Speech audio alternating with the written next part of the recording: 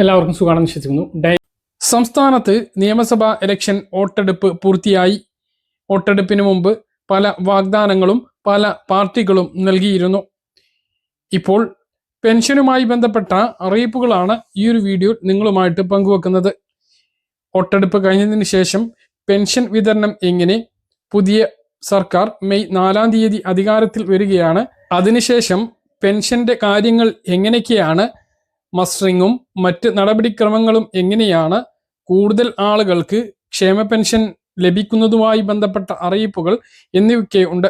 വീഡിയോയുടെ വിശദാംശങ്ങളിലേക്ക് കടക്കുന്നതിന് മുമ്പ് ഈ ചാനൽ ആദ്യമായിട്ട് കാണുന്ന ആളുകളൊന്ന് സബ്സ്ക്രൈബ് ചെയ്യാൻ വേണ്ടി ശ്രദ്ധിക്കുക.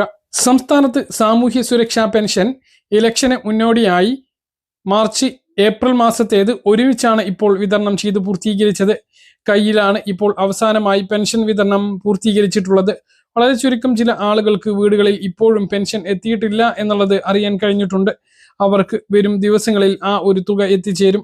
എന്നാൽ ഇനി അടുത്ത പെൻഷൻ ലഭിക്കാൻ ഒരുപാട് കാത്തിരിക്കണം. അതായത് ഏപ്രിൽ മാസത്തിൽ 25-ാം തീയതി ലഭിക്കേണ്ട പെൻഷനാണ് ഈ കഴിഞ്ഞ ദിവസങ്ങളിൽ എത്തിച്ചേർന്നത്. അതുകൊണ്ട് തന്നെ ഇനി ഈ മാസം പെൻഷൻ ലഭിക്കില്ല. അടുത്ത മാസവും 25-ാം തീയതിക്ക് ശേഷമായിരിക്കും തുക ലഭിക്കുക. അത് തന്നെ പുതിയ സർക്കാർ അധികാരത്തിൽ വന്നതിന് ശേഷമായിരിക്കും. അതായത് മെയ് 4-ാം തീയതിയാണ് തെരഞ്ഞെടുപ്പ് ഫലം പ്രഖ്യാപിക്കുന്നത്.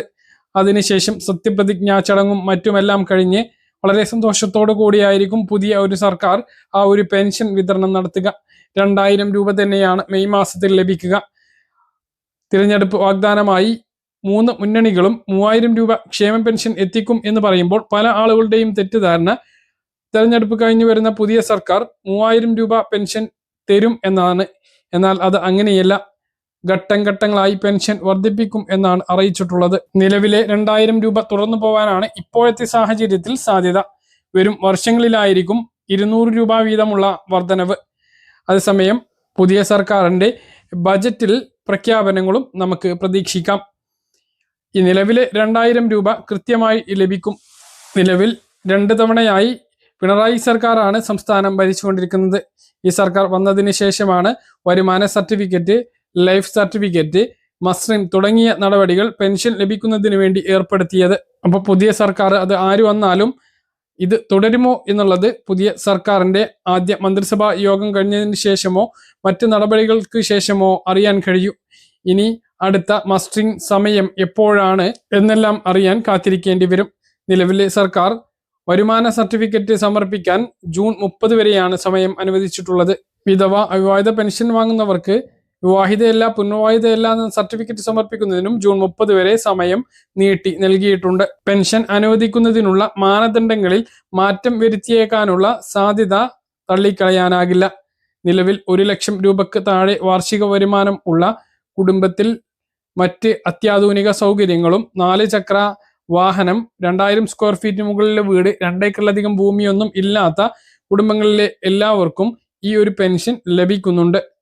60 വയസ്സ് കഴിഞ്ഞ ആളുകൾക്കുള്ള വാർദ്ധക്യകാല പെൻഷൻ, ഭിന്നശേഷിക്കാർക്ക് ആയിട്ടുള്ള കുട്ടികൾ മുതൽ മുതിർന്നവർ വരെയുള്ളവർക്ക് 2000 രൂപ പെൻഷൻ, 50 വയസ്സ് കഴിഞ്ഞ അവിവാഹിതരായ സ്ത്രീകൾക്കുള്ള പെൻഷൻ, 18 വയസ്സ് കഴിഞ്ഞ വിധവകളായിട്ടുള്ള സ്ത്രീകൾക്കുള്ള പെൻഷൻ, ഇവയൊക്കെയാണ് ഇപ്പോൾ സംസ്ഥാനത്ത് ക്ഷേമ പെൻഷനായി വിതരണം ചെയ്യുന്നത്.